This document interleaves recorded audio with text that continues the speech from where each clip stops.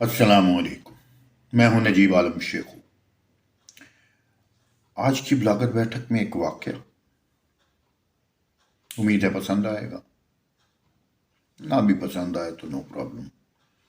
کسی کے دل میں اتر گیا تو صحیح، نہ اترا تو تب بھی کیا۔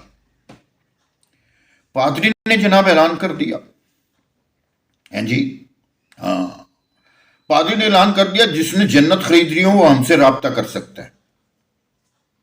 کیا اعلان کیا؟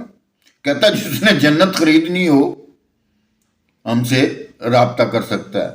ہمارے ہاں جو حال ہے، پادری کو کسی دوسرے سے جوڑ دیں، بات ایک ہی ہے، پادری ہو یا مولوی ہو۔ آج کل کے کہتے ہیں جس نے جنت خریدنی ہو وہ ہم سے رابطہ قائم کر سکتا ہے۔ اور جاہل لوگ جنت حاصل کرنے کے لیے بڑی سے بڑی رقم جناب ادا کرنا شروع ہو گئے۔ تو ظاہر ہے جنت میں جانا ہے بھائی، سب نے جو مرضی کرتے پھریں، پھڑکا دیں، مار دیں، جو مرضی کریں، جانا جنت میں ہے بھائی۔ کیوں؟ حضور صلی اللہ علیہ وسلم کی امت سے ہیں، جنت میں جائیں گے جو مرضی کر لیں، کسی کو تکلیف دے دیں، کسی کو تباہ کر دیں، کسی کو برباد کر دیں، کسی کو مار دیں، جانا جنت میں ہے سرکار۔ ہاں، تو جناب لوگ بڑی سے بڑی رقم ادا کرنا شروع ہو گئے پادری نے جب اعلان کیا۔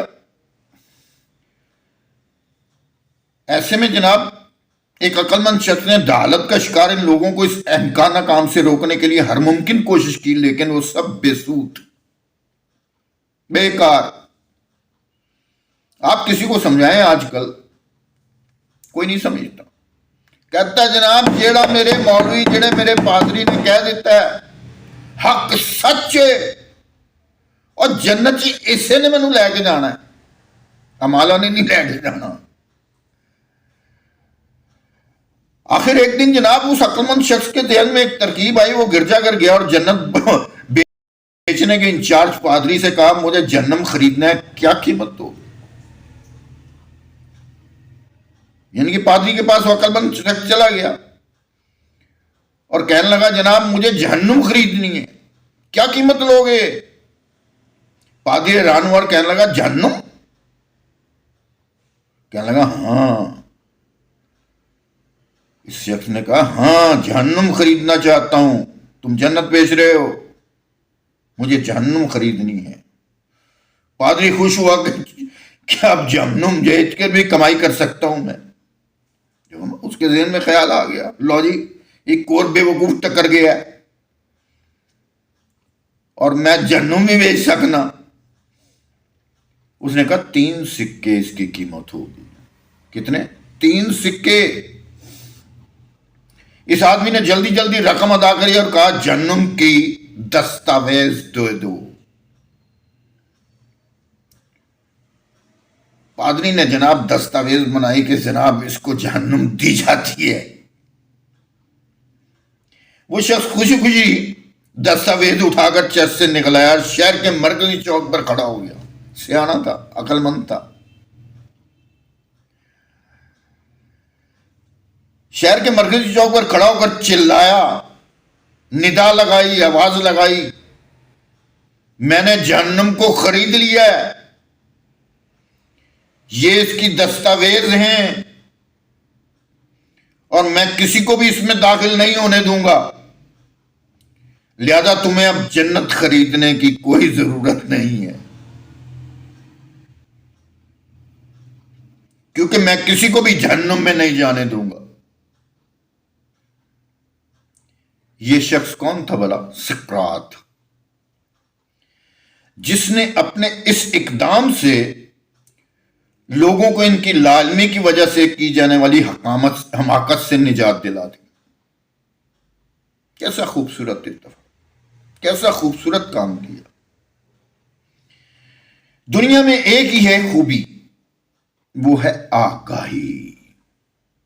ویسے یاد رکھیں بہت زیادہ آگاہی بھی تکلیف دیتی ہے، بہت تکلیف دیتی ہے۔ آگاہی اتنی جتنی کہ انسان کو ضرورت ہو، زیادہ آگاہی بندے کو پاگل کر دیتی ہے اور گمراہ کر دیتی ہے۔ बहरहाल आगाह होना ज़रूरी है। उन्हें आगाही दी गई और वो बाज आ गए। दूसरी किस्म है आगाही के साथ जहालत। जहालत से बेहतर आगाही है। अगर आप जाहिल हैं तो जोहला के चक्रों में फंसेंगे। जोहला जो मर्जी हों, चाहे वो स्कॉलर हों, चाहे वो मौलवी हों, चाहे वो जनाब कोई चालाक इंसान हो, क्लेवर इंसान हो, चाहे वो किसी भी फील्ड से ताल्लुक रखता हो,